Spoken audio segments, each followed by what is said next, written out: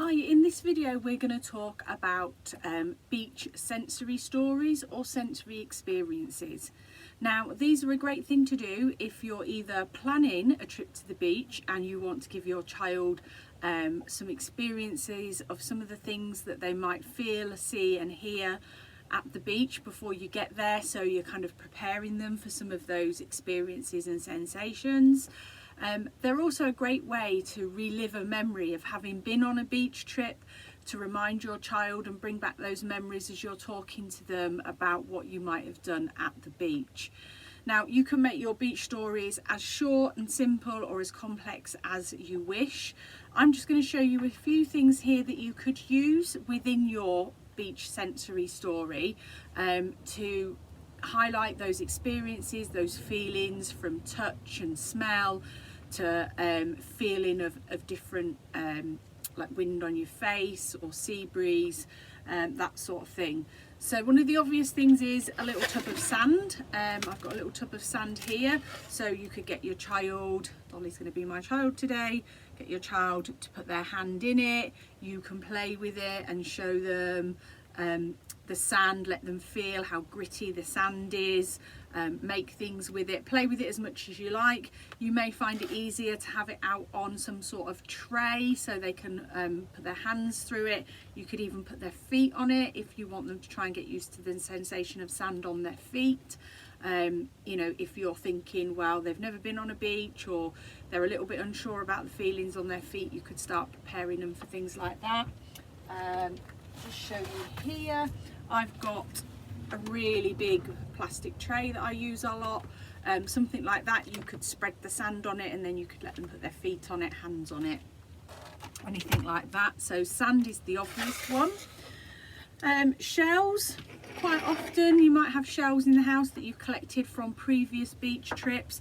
So again, letting them feel the shell, hear the sounds of the shells rattling together, looking at the shells. You could even do a little bit of painting with shells, anything like that, but shells are a great one to use when you're doing a sensory story. Sun cream is really good because it's got quite a distinctive smell, and especially if you always use the same sun cream. So you could just unlock this, put a small amount on your own hand so that the child can smell it. You could let them touch it. You could even put a little bit on their hand and rub it in to get them used to having sun cream put on. But very much like, oh, can you smell it? Smell the sun cream. So we kind of have that same kind of feeling and they feel that texture on their skin. Another good thing is a little spray bottle of water, because if you're going to the seaside, quite often you're going to be walking by the sea edge, you're going to feel the spray from the waves. So you can do, oh, Dolly, are you ready? Can you hear whoosh the waves, and feel the waves on your face, whoosh. Oh, can you feel that? The spray on your face. So that's a really good one because you do get that kind of water spray in the breeze when you're on the sea, at the sea.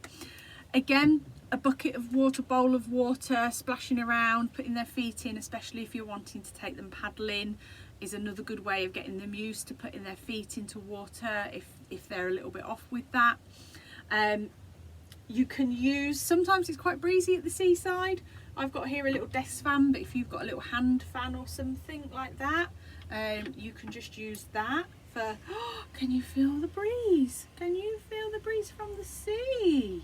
So you can use that to do another sensation, or you can simply fold up a piece of paper into a fan and use that either as the breeze, or another one is, we get quite a lot of seagulls at the seaside, so you could talk about the seagulls and you could talk about their wings flapping, the flapping wings of the seagull. So you can kind of use that for a couple of different things.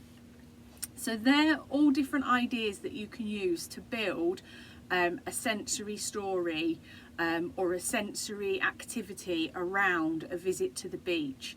As I said, you can make it as easy or as complex as you like. It could simply be a little bit of playing with sand, a splash in the water and a little spray of water. So it's just a very simple one. or you can talk about putting on sun cream lotion, finding shells in the sea breeze, looking for seagulls. So I hope that's giving you some ideas of different sensory things you could do when you're planning a trip to the beach, or if you're wanting to talk to your child about a trip to the beach that you might have had recently and you want to kind of bring back some of those memories and some of those feelings. If you do any lovely sensory stories with your children, as always, we'd love to see videos and photos of them doing sensory beach activities.